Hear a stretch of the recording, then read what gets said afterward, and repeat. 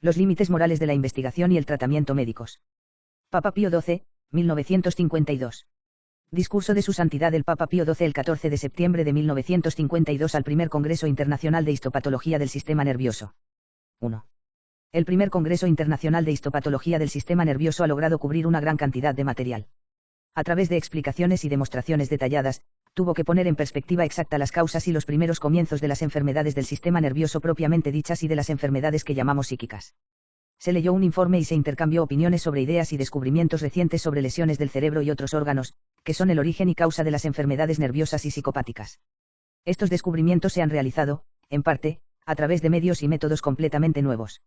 El número y nacionalidad de los participantes en el Congreso, y especialmente de los ponentes. 2. No espera que analicemos las cuestiones médicas que le preocupan. Esos son tu dominio. Durante los últimos días ha tenido una visión general del vasto campo de investigación y trabajo que es suyo.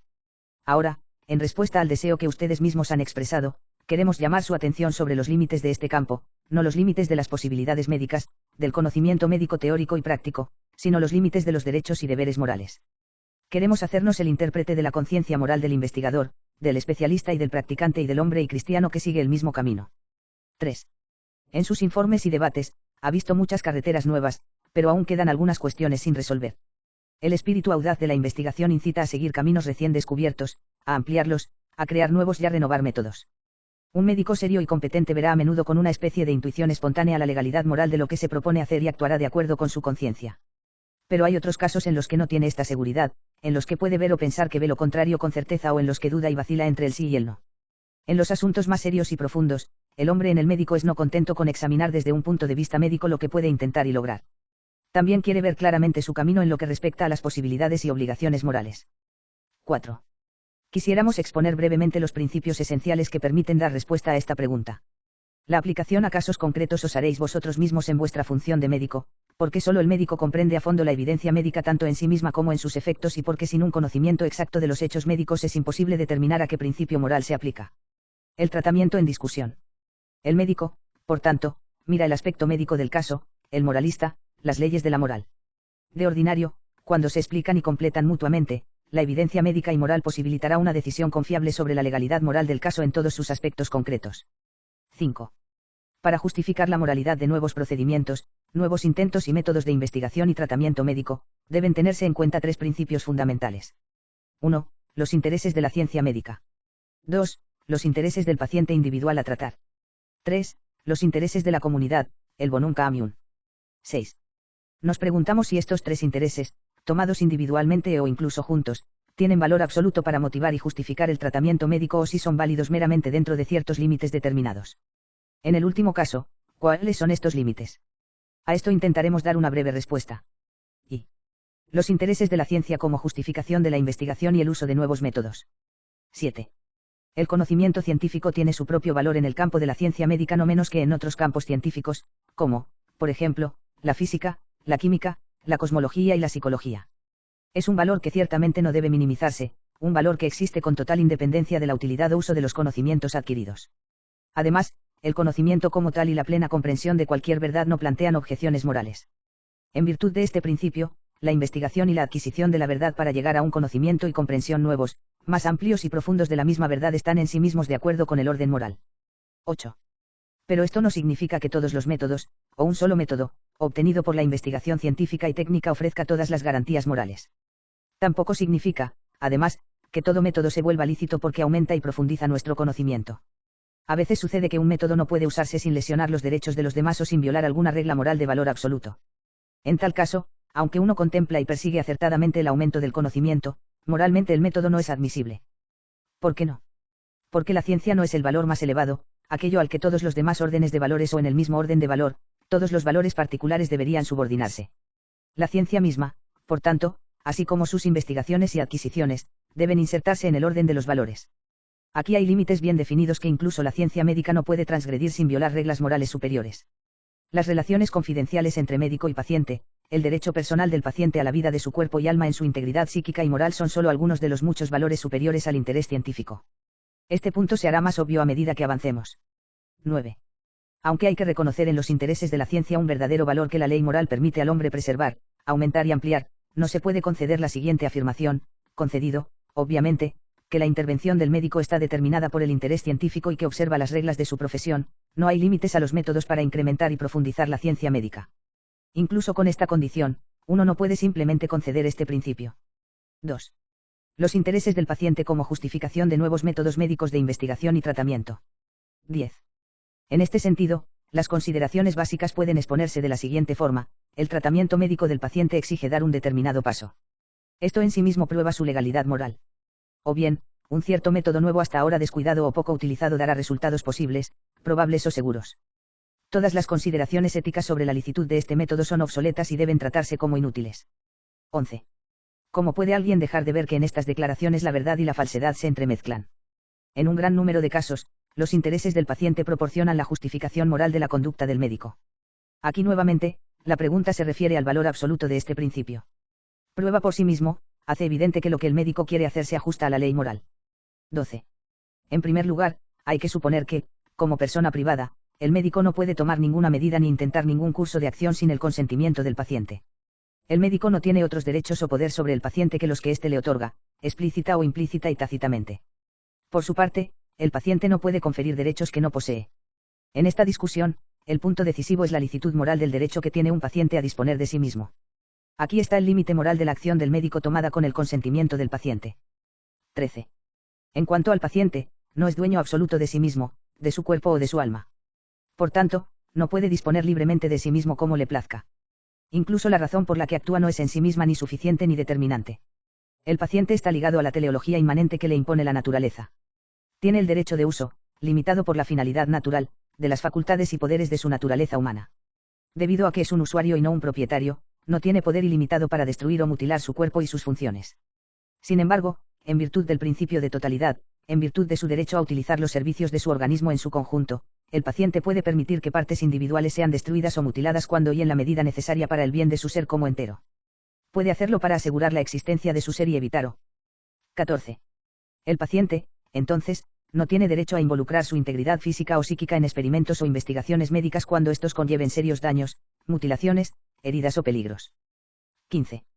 Además, en el ejercicio de su derecho a disponer de sí mismo, de sus facultades y de sus órganos, el individuo debe observar la jerarquía de los órdenes de valores o dentro de un único orden de valores, la jerarquía de derechos particulares en la medida en que las reglas de exigencia moral. Así, por ejemplo, un hombre no puede realizar sobre sí mismo o permitir que los médicos realicen actos de naturaleza física o somática que sin duda alivien pesadas cargas o enfermedades físicas o psíquicas, pero que provocan al mismo tiempo la abolición permanente o la disminución considerable y duradera de la salud. Su libertad, es decir, de su personalidad humana en su función típica y característica. Tal acto degrada a un hombre al nivel de un ser que reacciona solo a reflejos adquiridos o a una automatización viviente. La ley moral no permite tal inversión de valores. Aquí establece sus límites a los intereses médicos del paciente. 16. Aquí hay otro ejemplo. Para librarse de represiones, inhibiciones o complejos psíquicos, el hombre no es libre de despertar en sí mismo con fines terapéuticos todos y cada uno de los apetitos de un orden sexual que se excita o ha excitado en su ser, apetitos cuyas ondas impuras inundan su inconsciente o mente subconsciente. No puede convertirlos en el objeto de sus pensamientos y deseos plenamente conscientes con todas las conmociones y repercusiones que conlleva ese proceso. Para un hombre y un cristiano existe una ley de integridad y pureza personal, de autoestima, que le prohíbe sumergirse tan profundamente en el mundo de las sugerencias y tendencias sexuales. Aquí los intereses médicos y psicoterapéuticos del paciente encuentran un límite moral. No está probado, de hecho, incorrecto, que el método pansexual de una determinada escuela de psicoanálisis es una parte integrante e indispensable de toda psicoterapia que sea seria y digna de ese nombre. No está probado que el descuido pasado de este método haya causado graves daños psíquicos, errores de doctrina y aplicación en la educación, en la psicoterapia y menos aún en la práctica pastoral. No está probado que sea urgente llenar este vacío e iniciar a todos los interesados en cuestiones psíquicas en sus ideas clave e incluso, si es necesario, en la aplicación práctica de esta técnica de la sexualidad. 17. Hablamos así porque hoy en día estas afirmaciones se hacen con demasiada frecuencia con una seguridad apodíctica. En lo que respecta a los instintos, sería mejor prestar más atención al tratamiento indirecto y a la acción de la psique consciente sobre el conjunto de la actividad imaginativa y afectiva.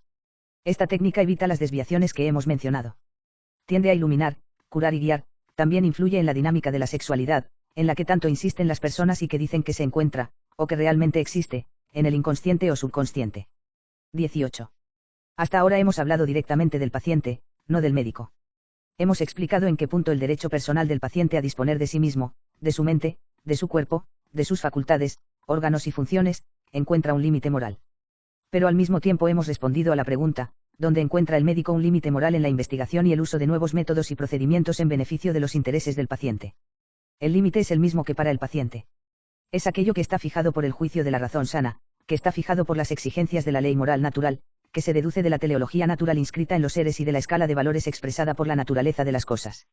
El límite es el mismo para el médico que para el paciente porque, como ya hemos dicho. 19.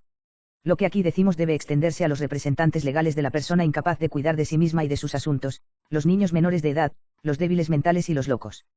Estos representantes legales, autorizados por decisión privada o por autoridad pública, no tienen otros derechos sobre el cuerpo y la vida de quienes representan que los que tendrían ellos mismos si fueran capaces. Y tienen esos derechos en la misma medida. Por lo tanto, no pueden autorizar al médico a deshacerse de ellos fuera de esos límites. 3. Los intereses de la comunidad como justificación de nuevos métodos médicos de investigación y tratamiento. 20. Para la justificación moral del derecho del médico a probar nuevos enfoques, nuevos métodos y procedimientos invocamos un tercer interés, el interés de la comunidad, de la sociedad humana, el bien común o bonum commune, como filósofo y estudioso social. Diría. 21. No cabe duda de la existencia de tal bien común. Tampoco podemos cuestionar el hecho de que requiere y justifica más investigaciones. Los dos intereses de los que ya hemos hablado, el de la ciencia y el del paciente, están íntimamente ligados al interés general. 22. Sin embargo, por tercera vez volvemos a la pregunta, ¿existe algún límite moral a los intereses médicos de la comunidad en contenido o extensión? Hay plenos poderes sobre el hombre vivo en cada caso médico grave. Levanta barreras que todavía son válidas en interés de la ciencia o del individuo. O, dicho de otra manera, puede la autoridad pública, en la que descansa la responsabilidad del bien común, otorgar al médico el poder de experimentar con el individuo en interés de la ciencia y la comunidad a fin de descubrir y probar nuevos métodos y procedimientos cuando estos experimentos transgredir el derecho del individuo a disponer de sí mismo. En interés de la comunidad, puede la autoridad pública realmente limitar o incluso suprimir el derecho del individuo sobre su cuerpo y su vida, su integridad física y psíquica. 23. Para prevenir una objeción, asumimos que se trata de una investigación seria, de esfuerzos honestos para promover la teoría y la práctica de la medicina, no de una maniobra que sirva de pretexto científico para enmascarar otros fines y alcanzarlos con impunidad. 24. Con respecto a estas preguntas, muchas personas han opinado y siguen opinando hoy que la respuesta debe ser afirmativa. Para dar peso a su afirmación, citan el hecho de que el individuo está subordinado a la comunidad, que el bien del individuo debe ceder el paso al bien común y ser sacrificado por él. Añaden que el sacrificio de un individuo con fines de investigación e investigación científica beneficia al individuo a largo plazo. 25. Los grandes juicios de la posguerra sacaron a la luz una cantidad aterradora de documentos que atestiguan el sacrificio del individuo en aras de los intereses médicos de la comunidad.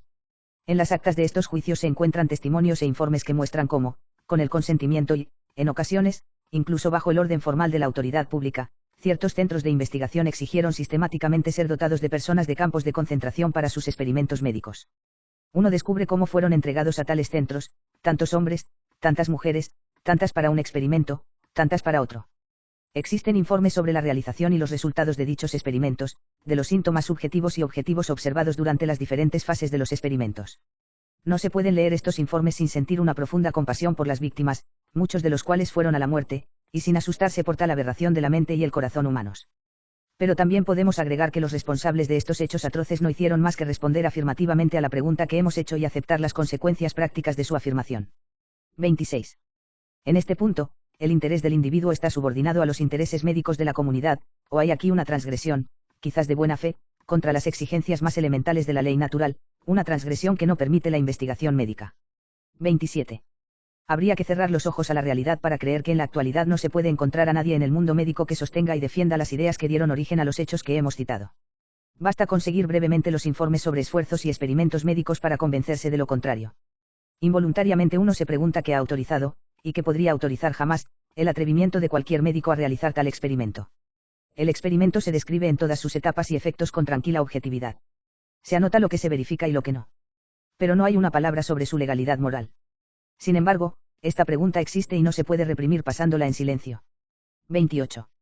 En los casos antes mencionados, en la medida en que la justificación moral de los experimentos descansa en el mandato de la autoridad pública, y por tanto en la subordinación del individuo a la comunidad, del bienestar del individuo al bienestar común, se basa en una explicación errónea de este principio.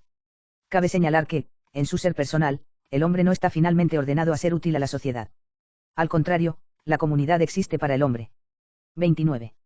La comunidad es el gran medio destinado por la naturaleza y Dios para regular el intercambio de necesidades mutuas y ayudar a cada hombre a desarrollar plenamente su personalidad de acuerdo con sus capacidades individuales y sociales. Considerada como un todo, la comunidad no es una unidad física que subsista en sí misma y sus miembros individuales no son parte integral de ella. Considerado en su conjunto, el organismo físico de los seres vivos, de las plantas, de los animales o del hombre, tiene una unidad que subsiste en sí mismo. Cada uno de los miembros, por ejemplo, la mano, el pie, el corazón, el ojo, es parte integrante destinada por todo su ser a insertarse en todo el organismo. Fuera del organismo no tiene, por su propia naturaleza, ningún sentido, ninguna finalidad. Está totalmente absorbido por la totalidad del organismo al que está adherido. 30. En la comunidad moral y en todo organismo de carácter puramente moral, es una historia completamente diferente. Aquí el todo no tiene unidad que subsista en sí mismo, sino una simple unidad de finalidad y acción. En la comunidad los individuos son meros colaboradores e instrumentos para la realización del fin común. 31. ¿Qué resultados en lo que respecta al organismo físico? El amo y usuario de este organismo, que posee una unidad subsistente, puede disponer directa e inmediatamente de las partes integrantes, miembros y órganos dentro del alcance de su finalidad natural. También puede intervenir, tantas veces como y en la medida que el bien del conjunto lo exija, para paralizar, destruir, mutilar y separar a los miembros. Pero, por el contrario, cuando el todo tiene solo una unidad de finalidad y acción, su jefe en el caso que nos ocupa, la autoridad pública tiene indudablemente la autoridad directa y el derecho de hacer demanda sobre las actividades de las partes, pero en ningún caso puede disponer de su ser físico. De hecho, todo intento directo sobre su esencia constituye un abuso del poder de la autoridad. 32. Ahora los experimentos médicos, el tema que estamos discutiendo aquí, afectan inmediata y directamente al ser físico, ya sea del conjunto o de los varios órganos, del organismo humano. Pero, en virtud del principio que hemos citado, la autoridad pública no tiene poder en esta esfera. Por tanto, no puede transmitirlo a investigadores y médicos. Sin embargo, es del Estado que el médico debe recibir autorización cuando actúa sobre el organismo del individuo en beneficio de los intereses de la comunidad. Pues entonces no actúa como un particular, sino como un mandatario del poder público. Sin embargo, este último no puede transmitir un derecho que no posee, salvo en el caso ya mencionado cuando actúa como suplente, como representante legal de un menor mientras éste no pueda tomar sus propias decisiones, de una persona de mente débil o de loco. 33. Incluso cuando se trata de la ejecución de un condenado, el Estado no dispone del derecho a la vida del individuo. En este caso queda reservado al poder público privar al condenado del disfrute de la vida en expiación de su delito cuando, por su delito, ya se haya deshecho de su derecho a vivir. 34. No podemos dejar de explicar una vez más el punto tratado en esta tercera parte a la luz del principio al que habitualmente se apela en casos similares. Nos referimos al principio de totalidad. Este principio afirma que la parte existe para el todo y que, en consecuencia, el bien de la parte queda subordinado al bien del todo, que el todo es determinante de la parte y puede disponer de ella en su propio interés. Este principio surge de la esencia de las ideas y las cosas y, por tanto, debe tener un valor absoluto. 35. Respetamos el principio de totalidad en sí mismo, pero, para poder aplicarlo correctamente, siempre hay que explicar primero ciertas premisas. La premisa básica es la de aclarar la quaestio facto, la cuestión de los hechos. Son los objetos a los que se aplica el principio en relación de un todo con sus partes. Una segunda premisa es la aclaración de la naturaleza, extensión y limitación de esta relación. Está en el nivel de la esencia o simplemente en el de la acción, o en ambos. Se aplica a la parte bajo un cierto aspecto o en todas sus relaciones. Y, en el campo en el que se aplica, absorbe la parte por completo o aún le deja una finalidad limitada, una independencia limitada. Las respuestas a estas preguntas nunca pueden inferirse del principio de totalidad mismo. Eso sería un círculo vicioso. Deben extraerse de otros hechos y otros conocimientos. El principio de totalidad en sí mismo afirma solo esto: cuando la relación de un todo con su parte es buena, y en la medida exacta en que es buena, la parte está subordinada al todo y el todo, en su propio interés, puede disponer de la parte. Desafortunadamente, con demasiada frecuencia, al invocar el principio de totalidad, la gente deja de lado estas consideraciones, no solo en el campo del estudio teórico y el campo de aplicación del derecho, la sociología, la física, la biología y la medicina, sino también en la lógica, la psicología y la metafísica. 36.